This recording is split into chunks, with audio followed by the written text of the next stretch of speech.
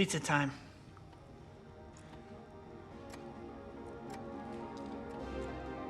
I'm not paying for those. Pokemon Legends ZA will be releasing later this year, and if there's one thing about Pokemon games, is that they're always a solid experience. I've never had a buggy or broken Pokemon game before. Okay, Scarlet and Violet were very buggy and ugly games, but that doesn't mean that ZA is gonna be that way. Are you sure about that? Okay, it might. The Pokemon ZA trailer should have left me hyped up for a new Pokemon game, but I'm extremely skeptical, and for good reason. Ever since Pokemon made the transition to home consoles, I feel that Pokemon, or more specifically, the Switch releases have been pretty rough, like the Trees and Sword and Shield, or the half-assed remakes of Brilliant Diamond and Shining Pearl, and the unfinished mess that was Scarlet and Violet. Now we have a new Legends game coming out at some point this year, and just like the last game, I can see this one having graphical issues. Like, the game isn't out yet, but it does look a little rough. Not to say bad graphics equals bad game, but if the game looks just as ugly as the last one did, then it would be hella disappointing. Just like this starter. Chat, what starter do we pick, though? You know what? We'll do it as a poll. You guys pick what starter. Charmander? I figured it. Wow. Charmander? No love to Bulbasaur, huh? Yeah.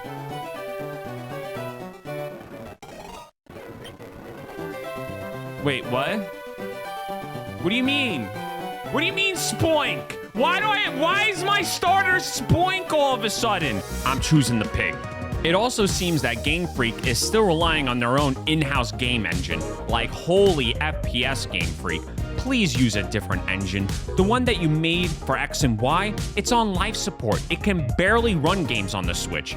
Game Freak is still stubbornly using the same game engine that they used back in 2013 on the 3DS. Sure, it's a modified version of it, but it's without a doubt showing its age. Have you seen Scarlet and Violet? Have you seen all the bugs? I remember the wave of disappointment to finally have an open world Pokemon game, only for it to be riddled with bugs and performance issues. And even if those performance issues weren't there, it doesn't excuse the fact that the game still looked really ugly.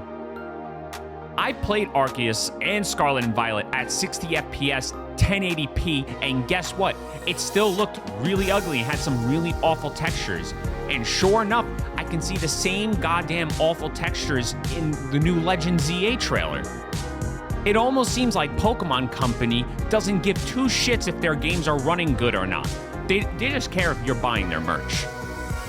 Then there's the fact that the entire game takes place within Lumio City, and to catch Pokemon, you gotta go to one of these wild zones that they have. And I'm not a fan of this.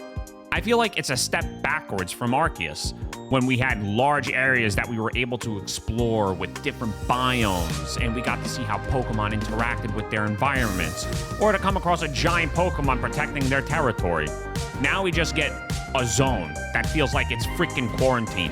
That's what I want in my Pokemon games, is to walk into a goddamn quarantine zone just to catch Pokemon. Then there's the new battle mechanics. Arceus had some cool battle mechanics with different fighting styles and being able to run around while you were battling. So the new one that they're making for ZA actually looks pretty sick. You have to position yourself to dodge attacks this time, or even to set yourself up for one, just like Ash would in the anime. Don't worry, guys. Charizard's not gonna do anything.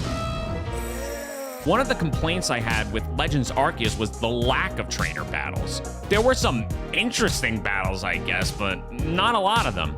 Hopefully in ZA, they have a lot more trainer fights. Not to say that Arceus didn't have any good trainer fights. Arceus had a really sick one. Oh, he has 6 Pokemon. Uh-oh. Oh, that's an insane... Wait, uh-oh. Is that piano I hear?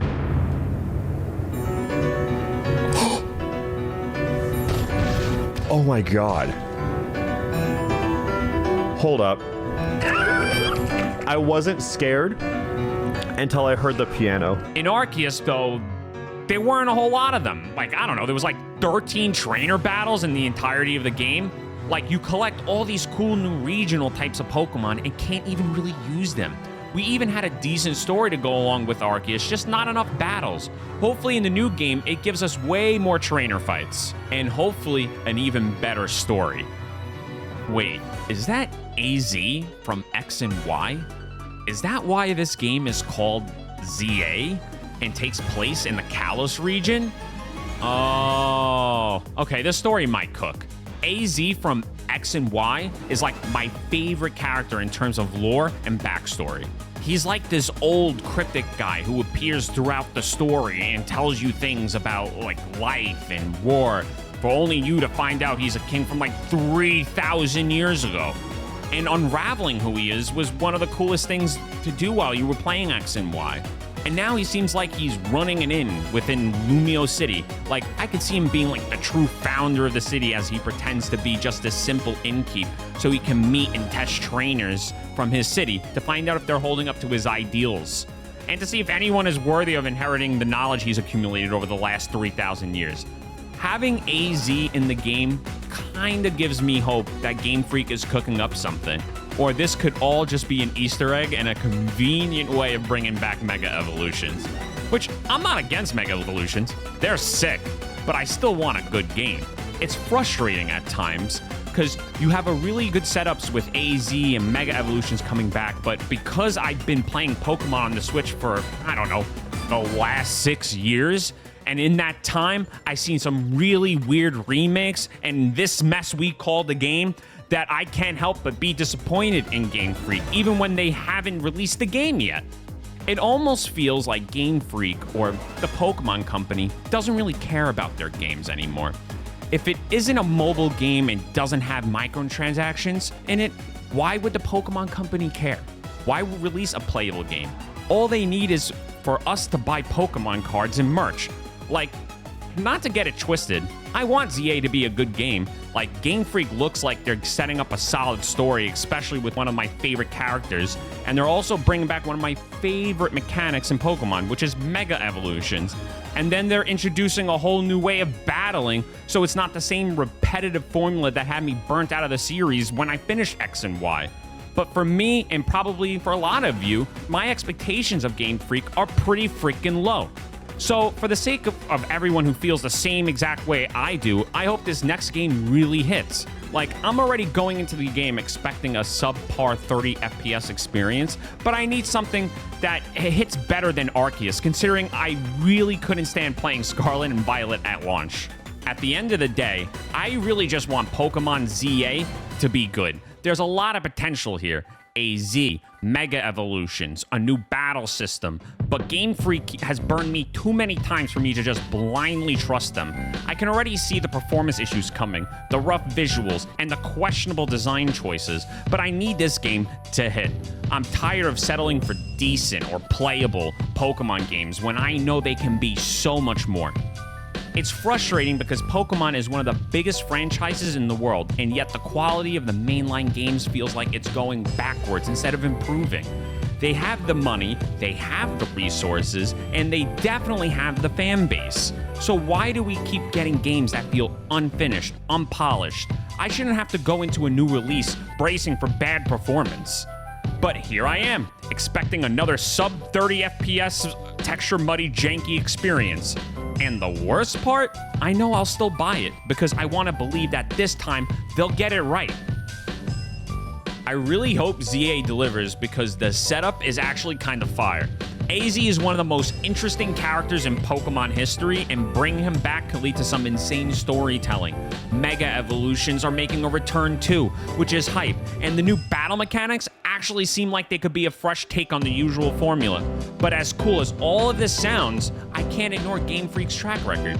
They have everything they need to make a banger Pokemon game, yet they keep dropping the ball. So for the sake of all of us who have stuck with the series from the roughest of releases, I need this one to be different. I don't want another Scarlet and Violet situation. I don't want another disappointment. I just want Pokemon games that actually feel like it was made with care.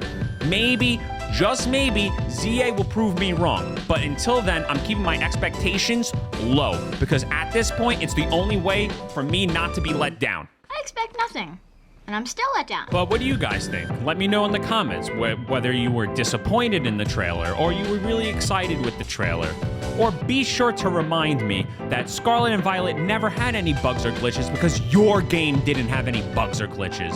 But that's enough from me. See you in the next one.